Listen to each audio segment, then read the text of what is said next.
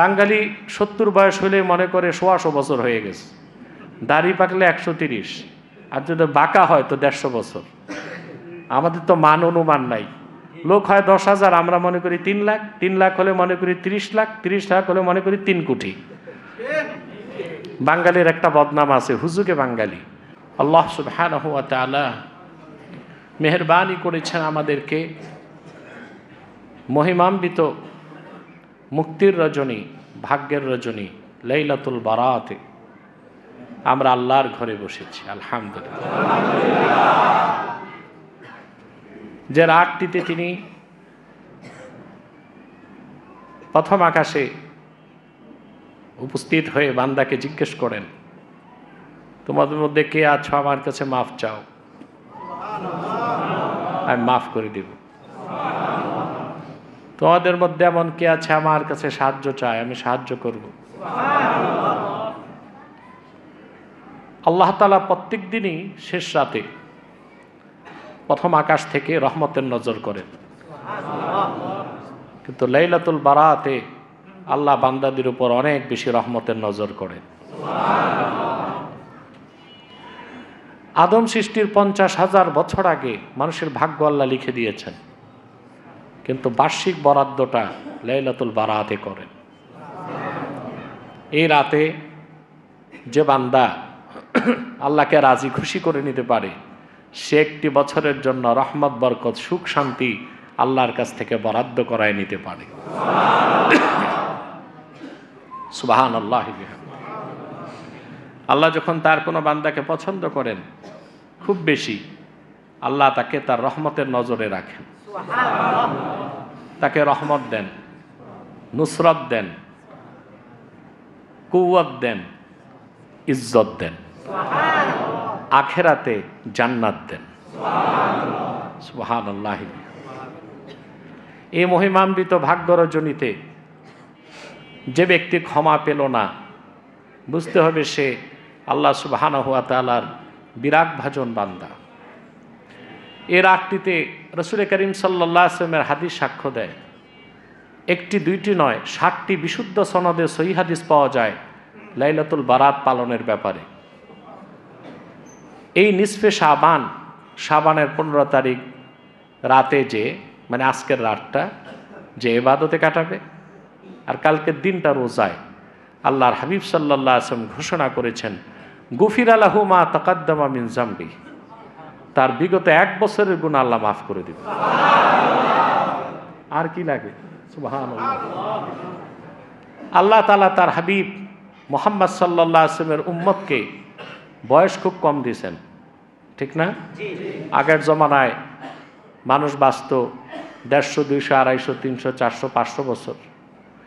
উম্মতে মুহাম্মদীর বয়স 60 থেকে 70-এর মধ্যে, গড় আয়ু 60 থেকে 70। খুব বেশি কম লোক পাবেন 100 বছর বয়স পেয়েছে। পুরা জেলায় খুঁজে নারায়ণগঞ্জে 100 বছর পার হয়েছে 10টা লোক আমাকে দিতে পারবেন না। বাঙালি 70 বয়স হলে মনে করে 100 বছর হয়ে গেছে, দাড়ি পাকলে 130, আর যদি বাঁকা হয় তো 150 বছর। আমাদের তো মান অনুমান নাই। লোক হয় 10,000, আমরা মনে করি 3 লাখ, 3 লাখ হলে মনে করি 30 লাখ, 30 লাখ হলে মনে করি 3 কোটি। বাঙালির একটা বদনাম আছে, হুজুগে বাঙালি। আমি বলি হুজুগে বাঙালি না, না বুঝে বাঙালি। কোনটা ঠিক? হুজুগে না, না বুঝে। এই রাতে আল্লাহ সুবহানাহু ওয়া তাআলা তো উম্মতে মুহাম্মদীর বয়স কম, এখন এত কম সময়ে ইবাদত করে পূর্বের উম্মতগুলো 500 বছর, 300 বছর, 400 বছর ইবাদত করছে, কিন্তু রাসূলুল্লাহর খাতিরে এই উম্মতকে আল্লাহ কিয়ামতে, হাসরে, মিজানে, পুলসিরাতে সব জায়গায় প্রথম কাতারে রাখবেন। আল্লাহর হাবিব ইরশাদ করেছেন, নাহনুল আখিরুনা সাবিকুন, এই পৃথিবীতে আগমনের দিক দিয়ে আমরা পরে সবার, কিন্তু হাসরে, মিজানে, পুলসিরাতে সব জায়গায় আমরা আগে থাকব। তার মানে হচ্ছে আল্লাহ তাআলা 1500 বছর আগে তার হাবিব মুহাম্মদ সাল্লাল্লাহু আলাইহি সাল্লামের মাধ্যমে দিনকে পরিপূর্ণ করে ওনার উম্মতের মাধ্যমে আল্লাহ তাআলা 70টি জাতি গোষ্ঠীর সমাপ্তি টেনেছেন। সব জাতি আমাদের আগে আসছে, কিন্তু শ্রেষ্ঠত্বে আমরা, শ্রেষ্ঠত্বে সব দিক দিয়ে শ্রেষ্ঠ আমরা। যদিও চোরের মার বড় গলা, ইংরেজরা বলে তারা শ্রেষ্ঠ জাতি।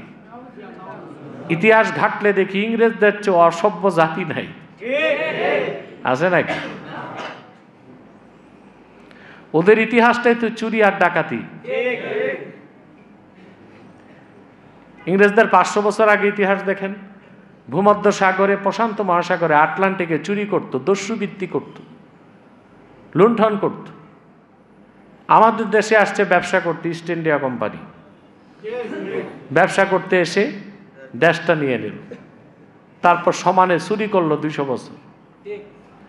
রানীর মাথায় যে মুকুটটা দেখেন, মুকুটের হীরকখণ্ডটাও তাজমহল থেকে চুরি করা, কোহিনূর। এটা বর্তমান বাজার মূল্য $500 মিলিয়ন। চুরি করছে কারা? সম্পদ কাদের? ভিতরে আওয়াজ লাগবে। সম্পদ কাদের? 200 বছরে ওরা যে সম্পদ হিন্দুস্তান থেকে চুরি করেছে, মানে মুসলমানদের, মোগলদের, তার বাজার মূল্য হচ্ছে $42 ট্রিলিয়ন। কত? আমেরিকার রিজার্ভ আছে 23 ট্রিলিয়ন, আর ওরা চুরি করে নিয়ে গেছে $42 ট্রিলিয়ন সম্পদ, বর্তমান বাজার মূল্য। এই চোর জাতি কেমনে শ্রেষ্ঠ হয়? আল্লাহ বলেছেন আমাদের ব্যাপারে, কুনতুম খায়রা উম্মাতিন উখরিজাত লিন-নাসি তা'মুরুনা বিল মা'রুফ ওয়া তানহাউনা আনিল মুনকারি ওয়া তু'মিনুনা বিল্লাহ। উম্মতে মুহাম্মাদি, তোমরাই তো শ্রেষ্ঠ জাতি। তোমরা হচ্ছো এমন একটা জাতি সিলেক্টেড বাই আল্লাহ। আল্লাহ তোমাদের নির্বাচন করছেন আল্লাহর জন্যে। সুবহানাল্লাহ। আমরা নির্বাচিত জাতি। নির্বাচন কে করছে? আল্লাহ। উখরিজাত লিন-নাস, গোটা মানব জাতির কল্যাণে তোমাদের বের করা হয়েছে। বের হইছি না বের করা হয়েছে? কে করেছেন? আল্লাহ। তোমাদের কাজ তা'মুরুনা বিল মা'রুফ, সৎ কাজে আদেশ করবে, ও তানহাউনা আনিল মুনকার, অসৎ কাজে বাধা দিবে, ও তু'মিনুনা বিল্লাহ, সর্বাবস্থায় আল্লাহকে বিশ্বাস করবে। আমরা শ্রেষ্ঠ জাতি, কথা বলেন। এই শ্রেষ্ঠত্বের অন্যতম কারণ আমরা মুহাম্মদ সাল্লাল্লাহু আলাইহি ওয়াসাল্লামের উম্মত, এটা মেন কারণ। দ্বিতীয় হচ্ছে আমাদের বয়স কম, পারিশ্রমিক বেশি, কম সময়ে আমাদের বেতন ভাতা বেশি। বেতন ভাতা দেখেন না বাংলা